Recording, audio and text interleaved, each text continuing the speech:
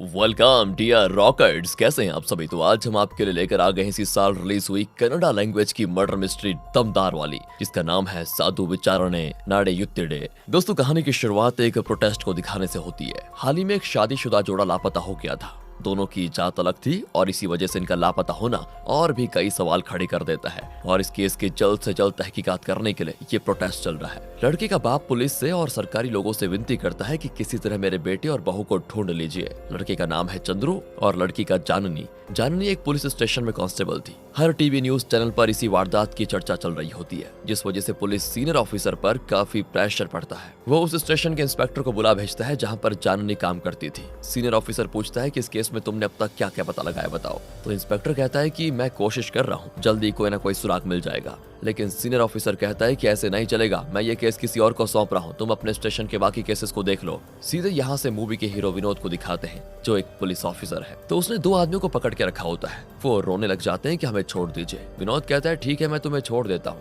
जितना तेज हो सके उतना भाग जाओ। वो भी भागने लगते हैं तो विनोद ने गोली से उड़ा देता है। अब वो अपनी टीम से कहता है कि इतनी सारी लड़कियों का अब्यूज करने वाले इन दोनों को जिंदा रहने का कोई हक था ही नहीं। तभी सीनियर ऑफिसर का कॉल आता है और विनोद तुरंत उनसे मिलने के लिए जाता है। विनोद इंस्पेक्टर की काफी इज्जत करता है और पूछता है कि सर आप कैसे हैं। अब सीनियर ऑफिसर कहता है कि देखो, चंद्रू और जाननी का केस मिसिंग है, तुम उसे देखो। विनोद भी केस ले लेता है। दरअसल जाननी का जीजा भी एक कांस्टेबल है, नाम है सुरेश। तो विनोद सुरेश को बुला भेजता है और पूछता है कि जाननी आपकी साली है ना, इस केस के बारे में आप जो कुछ जानते हो प्लीज मुझे बता दीजिए। ये इन्वेस्टिगेशन शुरू करने से पहले मुझे थोड़ी मदद मिल जाएगी। अब सुरेश जो कुछ बताता है वो हमें विजुअल में दिखाते हैं। सुरेश का एक छोटा भाई है जिसका नाम है हरीश। हरीश एक नंबर का निकम्मा है, कोई काम धंधा नहीं करता, बस दोस्तों के साथ मिलकर शराब पीकर मजे मजे करना उसका काम है। अब चंद्रू भी इन्हीं के फ्रेंड सर्कल का हिस्सा था। चंद्रू यानी कि वो लड़का जिसने जाननी से शादी की और अब दोनों लापता हैं। वो इन सभी का बिल भरता है और इनको डांटता भी है कि तुम लोग पीकर अपनी लाइफ क्यों बर्बाद कर रहे हो, कोई नौकरी क्यों नहीं कर लेते। पर उसके फ्रेंड उसकी सुनते तब ना।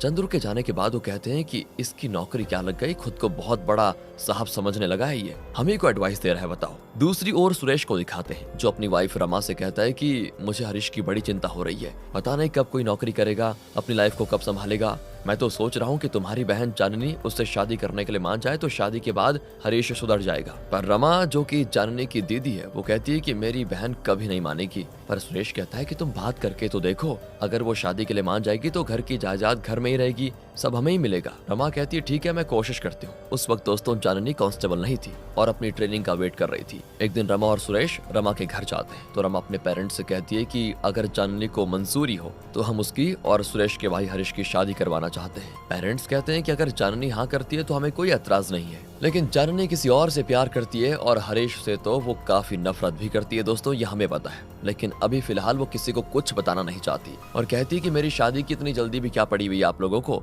वो कहते हैं कि फिलहाल तो हम बस रिश्ता पक्का करना चाहते हैं, शादी अभी थोड़ी हो जाएगी, बाद में कर लेंगे। जाननी को लगता है यहाँ पर कि अभी हाँ कर देती हूँ और जब शादी की तारीख पक्की होने वाली होगी तब देखा जाएगा। यही सोचकर वो फिलहाल के लिए हाँ कर देती है। चंद्रू अब अपने फ्रेंड्स के साथ गेम खेल रहा होता है और तभी जाननी कॉल करती है। चंद्रू भी फोन लेकर बाहर आ जाता है। उसके फ्रेंड्स कहते हैं कि यार ये जब देखो फोन पर लगा रहता है, कहीं इसकी कोई गर्लफ्रेंड तो नहीं है क्या। जाननी चंद्रू से कहती है देखो मेरी शादी पक्की होने वाली है और मैं तुमसे फौरन मिलना चाहती हूँ। दूसरी ओर सुरेश हरीश को जाननी की फोटो भेज देता है और पूछता है कि शादी तुम्हें मंजूर है ना। हरीश तो बड़ा खुश होता है और तुरंत ही हाँ कर देता है। वहाँ चंद्रू और जाननी एक जगह पर मिलते हैं। जाननी कहती है कि हमें अपने रिश्ते के बारे में घर वालों को बताना ही होगा वरना दिक्कत हो जाएगी। लेकिन दोस्तों यहाँ पर बात यह है कि समाज में विनोद निचली जाति का है और जाननी ऊंची जाति की। इतना ही नहीं, जाननी का परिवार जात पात को काफी अहमियत भी देता है और दोनों को यकीन है कि जाननी के घर वाले इनके रिश्ते को कभी स्वीकार नहीं करेंगे। तो जाननी कहती है हम शादी कर लेते हैं, भाड़ में जाए सब, और जब जरूरत पड़ेगी तो घर में बता देंगे। पासी के मंदिर में दोनों शादी कर लेते हैं, जिसके बाद जाननी की 6 महीने की पुलिस ट्रेनिंग शुरू हो जाती है। 6 महीने के बाद जाननी की पोस्टिंग भी हो जाती है और सुरेश ने भी अपने सुपीरियर से बात करके जाननी को उसी पुलिस स्टेशन में पोस्टिंग दिलवा दी थी जहां वो खुद काम करता है। और पहले जाननी के पिता ने कहा था कि जब जाननी की पोस्टिंग हो जाएगी तो हम उसकी और हरीश की सगाई करवा देंगे। इसीलिए सुरेश हरीश और रमा के साथ उनके घर पर आ जाता है। लेकिन तब जाननी कह देती है कि मैं ये शादी नहीं कर सकती। सभी उसको समझाते हैं कि हरीश पहले जैसा नहीं है, वो सुधर गया है। अब जाननी कहती है कि देखो ये बात नहीं है, मैं किसी और से प्यार करती हूँ और हम दोनों की शादी भी हो चुकी है। कहकर वो अपने गले में पहना हुआ मंगल सूत्र बाहर निकालती है। उसके पेरेंट्स तो शॉक, उन्हें ये भी पता चल जाता है कि चंद्रू इनकी जात का नहीं है। पिता कहते हैं कि तुम उस लड़के को घर लेकर आओ, लेकिन जाननी कहती नहीं, मुझे आप लोगों पर विश्वास नहीं है, आप उसे कुछ कर देंगे। पिता कहते हैं कि मुझ पर इतना विश्वास भी नहीं रहा तुम्हें बेटा, कम से कम उसकी फोटो तो दिखाओ। जाननी भी चंद्रू की फोटो दिखाती है। सुरेश और हरीश को बड़ा गुस्सा आ जाता है। हरीश तो आग बबूला हो जाता है और कहता है कि इसने मेरे फ्रेंड से शादी की, बताओ। अभी फिलहाल तो जाननी के परिवार वाले इस बात से बिल्कुल नाखुश हैं कि जाननी ने किसी दूसरी जात के लड़के से शादी कर ली, और सुरेश तो गुस्से में ये तक कह देता है कि आइंदा मैं इस घर में कभी कदम नहीं रखूंगा। कहकर वो रमा और हरीश को लेकर वहां से निकल जाता है। अब जाननी के पिता उसे खूब मारते हैं कि तुमने बेटा हमारे परिवार की इज्जत मिट्टी में मिला दी, मैं तुम्हें उस लड़के से मिलने कभी नहीं दूंगा। कहकर वो जाननी को कमरे में लॉक कर देते हैं। सुरेश को भी लगता है कि कुछ ही दिनों में जाननी को इस तरह लॉक करेंगे तो चंद्रू को छोड़कर वो हरीश से शादी करने के लिए मान जाएगी। और ये सारी बातें जब इंस्पेक्टर को पता चलती है तो वो तो सुरेश पर भड़क जाता है। दरअसल इंस्पेक्टर की भी इंटरकास्ट शादी हुई थी। वो सुरेश को काफी डांटता है कि तुम लोग किस जमाने में जी रहे हो, ये जात पात इससे कोई फायदा नहीं होता समाज को। अगर वो दोनों एक दूसरे से प्यार करते हैं और शादी कर चुके हैं तो उन्हें अपनाने के बजाय इस तरह टॉर्चर करोगे क्या तुम अपने ससुर को कॉल करो, मैं उनसे बात करता हूँ। उसके बाद जाननी को लेकर उसके पिता वहाँ पर आ जाते हैं। इंस्पेक्टर ने तो चंद्रू को भी बुला लिया था। असल में वो इनके सामने चंद्रू और जाननी की शादी करवाना चाहता था। सबके सामने दोनों एक दूसरे को वरमाला पहनाते हैं। इंस्पेक्टर कहता है कि मैं लीगली इनकी शादी करवा चुका हूँ, आइंदा इनको परेशान करने की कोशिश की तो देखना मुझसे बुरा कोई नहीं होगा, समझे।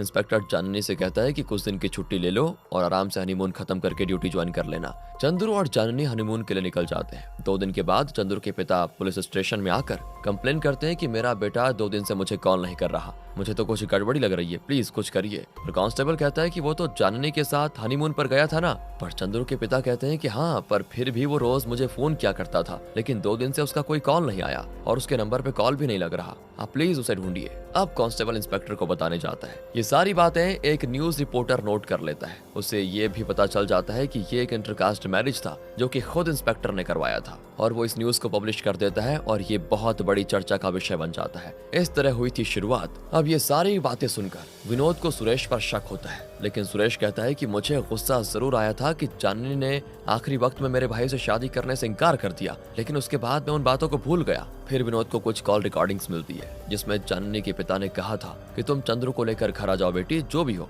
हम आपस में बात करके सुलझा लेंगे। इस पर जाननी ने कहा था कि ठीक है पापा, मैं लेकर आ जाऊंगी। विनोद समझ आता है कि जाननी और चंद्रू जाननी के घर गए थे और शायद वहीं उनके साथ कुछ बुरा हुआ था। अब वो जाननी के घर जाने का फैसला करता है। तभी कचरा उठाने वाला एक आदमी को दिखाते हैं और लगता है उसे किसी तरह का मानसिक रोग है। जब विनोद की जीप वहां से गुजरती है तो 2 आदमी घबराकर छुप जाते हैं और जीप के जाने के बाद तब दोनों बाहर निकलते हैं। असल में ये दोनों छोटी मोटी चोरियां करते हैं, इसीलिए पुलिस से डरते हैं। और इसी जगह के आसपास है दोस्तों जाननी का घर। विनोद वहां पर जाकर पूछता है कि जाननी और चंद्रू कहाँ हैं, तो जाननी के पिता कहते हैं कि वो यहाँ नहीं है, आप जल्द से जल्द उन्हें ढूंढ दीजिए प्लीज। विनोद कहता है कि अच्छा, ज्यादा नाटक मत कीजिए, आपने खुद उन दोनों को घर बुलाया था, अब बताइए आपने उनके साथ क्या किया। पर जाननी के पिता कहते हैं कि हमें जाननी और चंद्रू पर गुस्सा जरूर था, लेकिन हम इतने भी बुरे लोग नहीं है कि उनके साथ कुछ बुराई कर देंगे। तब विनोद को एक इन्फॉर्मेशन मिलती है और वो जाननी के पिता को भी साथ लेकर जंगल के पास जाता है। वहाँ चंद्रू और जाननी की लाशें होती है। मालूम होता है कि 2 दिन पहले इनका कत्ल हुआ है। दोनों के पेरेंट्स दुखी होकर रोते भी है। सुरेश के चेहरे का एक्सप्रेशन बड़ा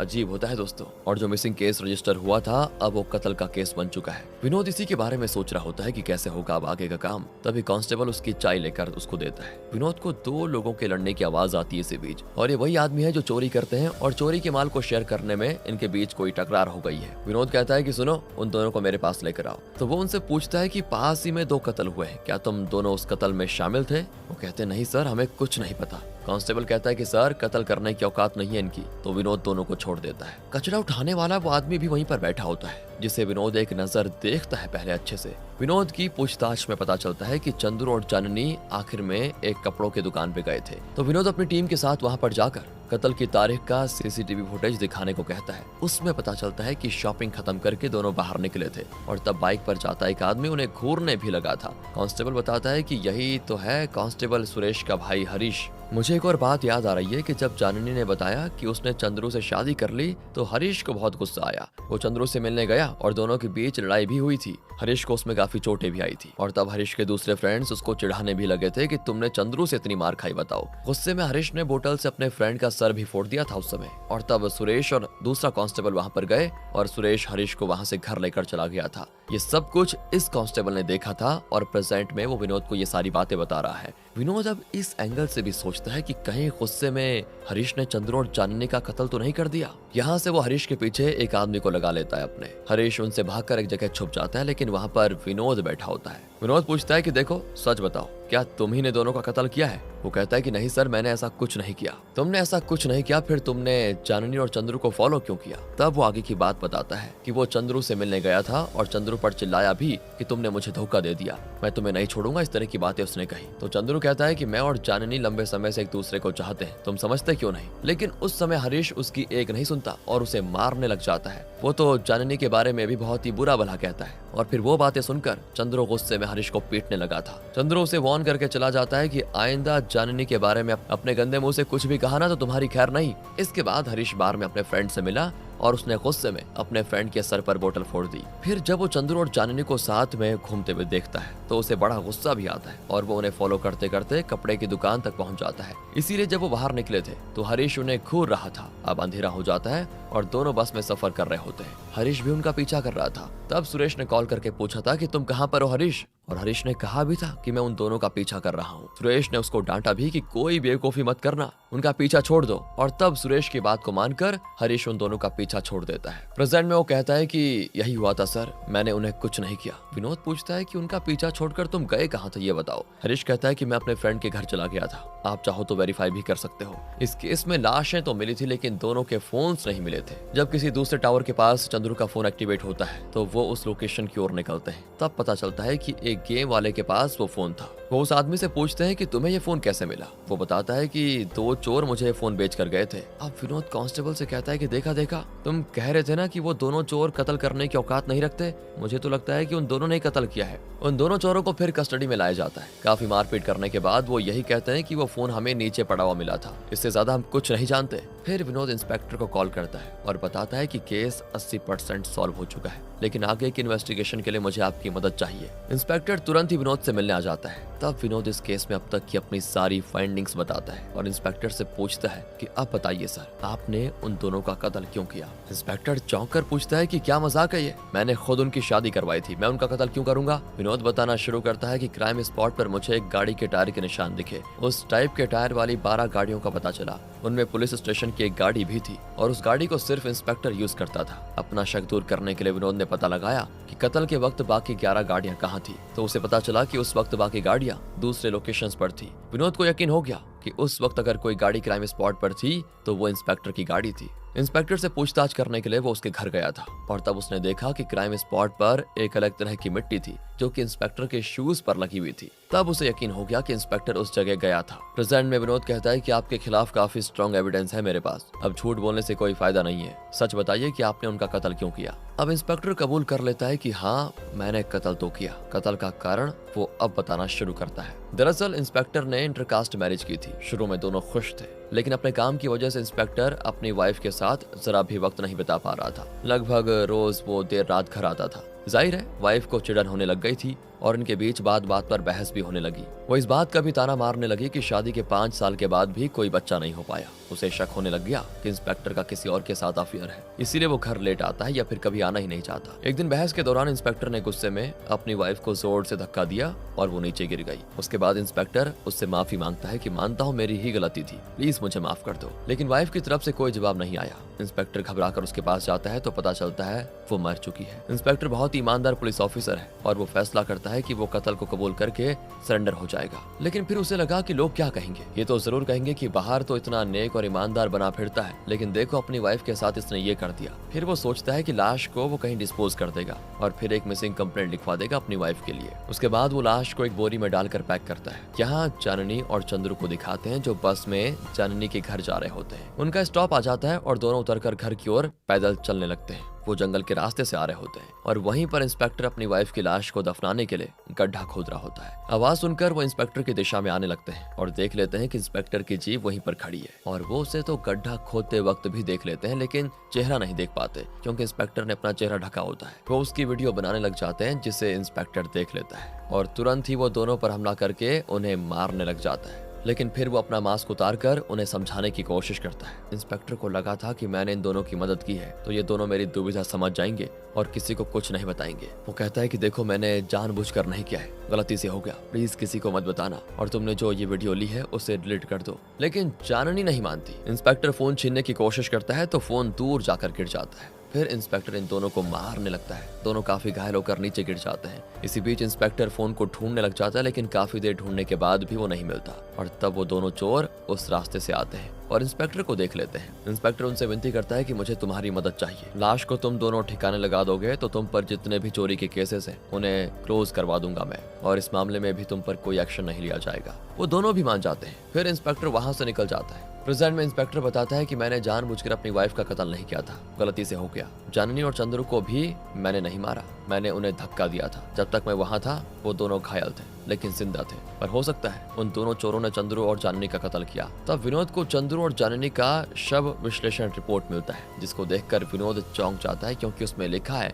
कि जाननी को सेक्सुअली अब्यूज किया गया था। विनोद फिर उन दोनों चोरों को बुलाकर उनकी खूब धुलाई करता है, लेकिन वो अब भी यही कहते हैं कि हमने कुछ नहीं किया। अब विनोद इंस्पेक्टर से पूछता है कि क्या आपने जाननी को अब्यूज किया था? इंस्पेक्टर कहता है कि मैं ऐसा आदमी नहीं हूँ, मैंने उस लड़की के साथ ऐसा कुछ नहीं किया। विनोद अब उलझन में पड़ जाता है कि अगर इन तीनों ने कुछ नहीं किया तो फिर जाननी के साथ बुरा किसने किया। बिना किसी एविडेंस के अगर ये केस कोर्ट में गया तो जज के सवालों का जवाब क्या होगा। और तब विनोद को एक बात सूझती है कि हमें सिर्फ चंद्रू का फोन मिला, जाननी का फोन तो मिला ही नहीं, और उसी फोन में उन दोनों ने इंस्पेक्टर का गड्ढा खोदते वक्त रिकॉर्ड किया था वीडियो। वो अपने असिस्टेंट को बताता है कि हमें जाननी का फोन ढूंढना होगा। यहाँ से कोर्ट का सीन दिखाते हैं जहाँ पब्लिक प्रोसिक्यूटर जज को विनोद के द्वारा कलेक्ट किए गए सारे एविडेंसेस दिखाते हैं। जज पूछती है कि कत्ल तो साबित हो चुका है, लेकिन उस लड़की को अब्यूज किसने किया, क्या इसका कुछ पता चला, और इस केस का इन्वेस्टिगेटिंग ऑफिसर कहाँ है। तब विनोद वहाँ पर आ जाता है और वो बताता है कि अभी अभी मुझे एक एविडेंस मिला है। वो अपना एविडेंस लॉयर को दिखाता है और वो जज को दिखाकर कहता है कि इसे एक बार आप भी देख लीजिए। जज भी वीडियो देखती है जिसमें इंस्पेक्टर जाननी से फोन छीनने की कोशिश कर रहा था। तब जाननी का फोन एक पेड़ पर जाकर फंस गया था।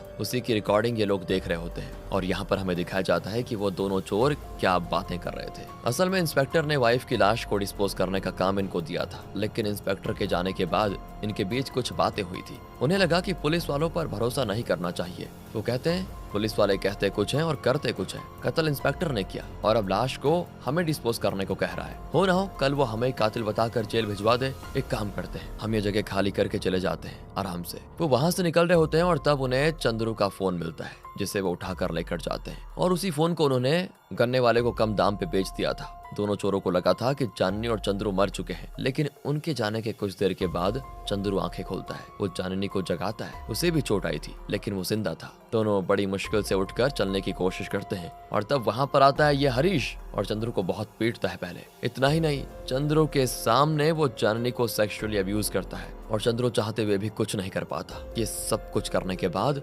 हरीश चंद्रू और जाननी का कत्ल करके निकल जाता है। तो इस पर जज पूछती है कि पुलिस रिपोर्ट में तो ये लिखा हुआ है कि उस वक्त हरीश का फोन लोकेशन उसके फ्रेंड के घर पर दिखा रहा था। अब विनोद आगे एक्सप्लेन करता है कि जब हरीश जाननी और चंद्रू को फॉलो कर रहा था तो सुरेश ने उसे कॉल किया और उनका पीछा छोड़ देने को कहा था, लेकिन हरीश तो लगातार उन दोनों का पीछा करता गया। उसने अपने फ्रेंड को पेट्रोल खरीद कर लाने को कहा और वो भी पेट्रोल ले आया। हरीश गाड़ी में पेट्रोल भर लेता है और तब सुरेश कॉल करके पूछता है कि क्या तुम सच में अपने फ्रेंड के घर पर हो या फिर कहीं और हो। दरअसल सुरेश को शक था कि कहीं हरीश जाननी और चंद्रू का पीछा करके उनको कुछ कर ना दे, लेकिन हरीश सुरेश से कहता है कि मैं तो अपने फ्रेंड के साथ ही हूँ, तुम चाहो तो उससे बात कर लो। ये कहकर उसने अपना फोन अपने फ्रेंड को दिया। उसने भी कह दिया कि हाँ हरीश मेरे ही साथ है, और तब हरीश ने उससे कहा कि तुम मेरा फोन लेकर अपने घर चले जाओ। अगर मेरा भाई सुरेश कॉल करे तो कह देना कि मैं तुम्हारे घर में हूँ। इसके बाद हरीश ने फिर से उन दोनों का पीछा शुरू कर दिया। उसने देखा कि वो बस से उतरकर जंगल के रास्ते जा रहे हैं। जब वो उस जगह पहुंचा तो इंस्पेक्टर और चोर दोनों जा चुके थे और उसे चंद्रू और जाननी घायल हालत में दिखे। उसने इस मौके का फायदा उठाया और जाननी को अब्यूज करके चंद्रू और जाननी को मार डाला। प्रेजेंट में विनोद ये बातें एक्सप्लेन करता है। असल में विनोद ने हरीश को अरेस्ट भी कर लिया था, लेकिन वो अपनी जगह से गायब होता है। लगता है बचकर भाग गया। विनोद जज से कहता है कि मैं जल्द से जल्द उसको ढूंढ निकालूंगा। इंस्पेक्टर विनोद को थैंक करता है कि अगर तुमने इस सच का पता नहीं लगाया होता तो मुझ पर कातिल का ही नहीं बलात्कारी का भी लेबल लग जाता। तब विनोद तुरंत हरीश की तलाश में निकलता है और आखिर उस तक पहुंच ही जाता है। बाकियों को बाहर रुकने को कहकर सिर्फ विनोद अंदर जाता है और कुछ देर के बाद ठाई गन शॉट की आवाज आती है और तब विनोद बाहर निकलता है। वो समझ जाते हैं कि विनोद ने हरीश को शूट कर दिया। विनोद ये कहने की सोचता है कि हरीश ने बचने की कोशिश की, जिसकी वजह से मुझे उस पर गोली चलानी पड़ गई। लेकिन तब विनोद का असिस्टेंट पूछता है कि वैसे आपको वो फोन कैसे मिला। विनोद बताता है कि उस दिन चाय पीते हुए मैंने उस मानसिक रोग वाले आदमी को देखा था जो किसी चीज को तोड़ रहा था। उसके जाने के बाद जब मैं वहां पर गया तो देखा कि असल में वो एक फोन को तोड़ रहा था। फोन तो टूट गया था, लेकिन खुशकिस्मती से मेमोरी कार्ड बिल्कुल सही सलामत था और नीचे पड़ा हुआ था। विनोद ने उस मेमोरी कार्ड को प्ले किया तो उसमें ये वीडियो मिली थी। दरअसल ये जाननी का फोन था जो पेड़ पर अटक गया था। शायद हवा में टहनी हिल गई होगी और वो नीचे गिर गया और इस आदमी के हाथ लग गया होगा। लेकिन वो आदमी फोन की अहमियत तो जानता नहीं था, जिसकी वजह से वो उसे तोड़ने लग गया। बस इसी वजह से सारा केस सॉल्व हो गया और विनोद के एक्सप्लेनेशन के साथ ही मूवी खत्म हो जाती है। बाकी दोस्तों, अगर आपको वीडियो अच्छी लगी हो, स्टोरी अच्छी लगी हो, एक्सप्लेनेशन अच्छा लगा हो तो लाइक कीजिए, चैनल को सब्सक्राइब। ध्यान रखिए अपना। Thanks for watching.